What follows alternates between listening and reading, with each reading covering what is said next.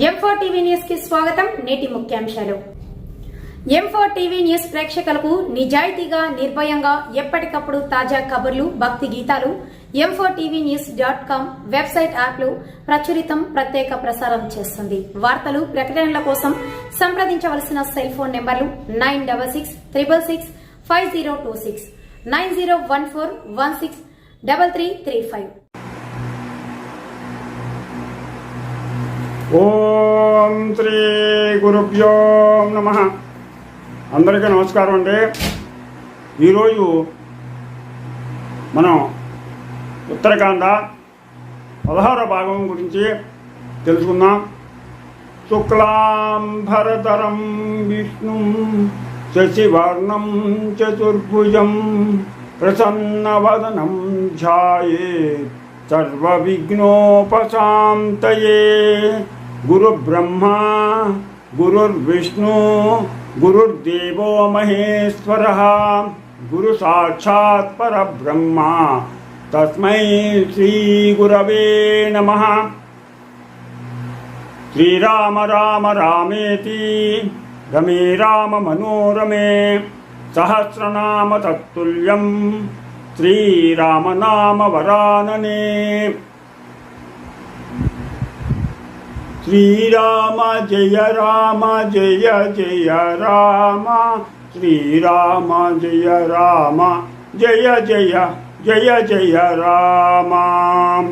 హరి ఓం. ఉత్తరాఖండ ఈరోజు 16వ భాగం. ఈ 16వ భాగంలో రావణాసురుడు పుష్పక విమానం మీద ఆకాశంలో బయలుదేరి వెళ్తున్నాడు. అట్లు సేనలతో విమానం పైనెక్కి రావణుడు కుమారస్వామి జన్మస్థానముకు శరవణము గల ప్రదేశమును, బంగారు మయమై సూర్యుని వలె వెలుగుతున్న పర్వత శ్రేష్టమును దాటి వెళ్తుండగా ఒకచోట ఒక అందమైన ఆరామం చూచెను. ఆ అక్షరాది విమానము కదలక నిలిచిపోగా రావణుడు తన మంత్రులను చేరపిలిచి, ఈ పుష్పకము ఇష్టము వచ్చిన విధముగా వెళ్ళినదే కదా, దీనిని విధముగా ఎందులకు ఎవడు స్తంభింపజేశాడు అని అడుగగా, బుద్ధిశక్తి గల మారీచుడు ఇది నిష్కారణముగా నిలవదు, దీనికి ఎదియో కారణం ఉండును, లేక ఆ కిన్నరరాజునే గాని అన్యులను గాని మోయజేమో అని ఇట్లు యోచించుతున్న సమయమున నల్లని ఎర్రని శరీరము కలిగి బోడితలతో వికారముగా నున్నవాడు, కుర్చ చేతులవాడు, పొట్టివాడు, బలవంతుడు, మిట్టపండ్లవాడు అయిన ఈశ్వర సేవకుడు నందీశ్వరుడు రావణాసురుని సమీపించి మనస్సునందు ఏమాత్రము భయము లేక నిలిచి రాక్షస సమూహం వినుతుండగా గంభీరమైనటువంటి వార్తలతో బాణతో ఇట్లన్నో, ఓ దశకంఠ, తిరిగి వెళ్ళము, ఈ దిక్కుగా రాకుము. శంకరుడును పార్వతీదేవియు క్రీడించుతున్నారు. దేవతలకు, నాగులకు, యక్షులకు కూడా ఇటు వెళ్ళుటకు సత్యము కాదు అని పలుకగా, కదులుతున్న కుండలం గలవాడే రావణుడు రోషముతో, ఎవడురా శంకరుడు అని పుష్పకము దిగి ఆ పర్వతం మొదటికి వెళ్ళి అచ్చట రెండవ శంకరుడు అన్నట్లు ప్రకాశించు స్థూలమును చేతబూని ప్రకాశించుతున్న ఓతుముఖము గల నందిని చూచి ఆ రాక్షసుడు మేఘము గర్జించినట్లు తిరస్కారముతో పకపకమని నవ్వగా, ఆ భద్రుడు ఇట్లను, ఓరి ఓతుముఖము గలవాడినని అవమానము కలుగునట్లు నవ్వదగునా, నీతో బాధమేలరా, వినుము. యుద్ధమునందు నేర్పుగలవారును, నాతో సమానమైన బలము ఆకారము గలవారును, కఠినమైన శరీరముల గలవారును, పర్వత సమానులను అగువారు పుత్రులు, మిత్రులు, సేవకులు మొదలైన నీ బలములను యుద్ధరంగమున చంపగలవారు ఈ భూమి యందు జన్మించెదరు. ఓరి మందుడా, నిన్నిప్పుడే చంపుటకు శక్తిగలవాడునైనను నీవు నిందలతో ఇదివరకే చచ్చి ఉన్నవారు, ముందే చచ్చిన వారిని చంపదగునా అని పలుకుతున్న నందీశ్వరుని పైన ఆకాశ మార్గము నుండి పుష్పవర్షము కురిసను. గొప్పనైన దేవ దుందుబులు నోత వినపడను. ఆ దశకంఠుడు దాన్ని లెక్కచేయక మదముతో, ఓ బసవడా, చూడుము, నా విమాన గమనమును భంగము చేసిన ఆ రుద్రుని శక్తి నశించినట్లు వేగముగా ఈ పర్వతమును బట్టి మొదలంటిగా బెకరించదను. ఏ బలముతో శివుడు తనకు ఆసన్నమైన భీతిని తలంపక ఎప్పుడునూ నందనవన రాజు వలె క్రీడించుతున్నాడు.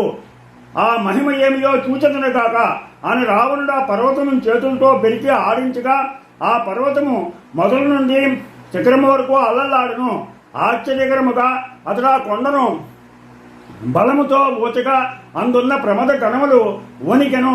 అధికమైన వణుకుతో పర్వతపుత్రి శంకరుని కౌగలించను. అంతా ఆ శివుడు తన పాదపు బొటనవేలుతో అతమగా ఆ పర్వతము మొదటి వలె ఉండెను. ఆ గిరి కింద చేతులెరుకుని ఉన్న రావణుడు పెద్దగా బాధ కలుగడితే జాలి పుట్టినట్లు బిగ్గరగా వాపోయెను. ఆ ధ్వనిని విని 3 లోకములు అదిరెను. సర్వ సముద్రములు క్షోభించెను. పర్వతములు కదిలిపోయెను.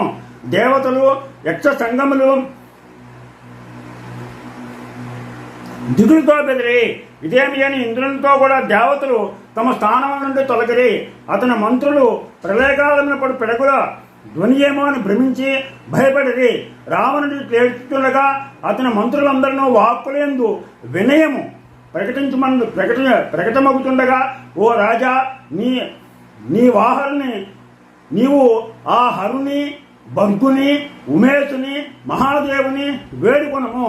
అతడే దిక్కై ఈ చిక్కును అనుచును అని చెప్పగా రావణుడు అట్లే కృపాలుడును భక్త పాలుడును అయిన గౌరీపతిని స్తుతించెను.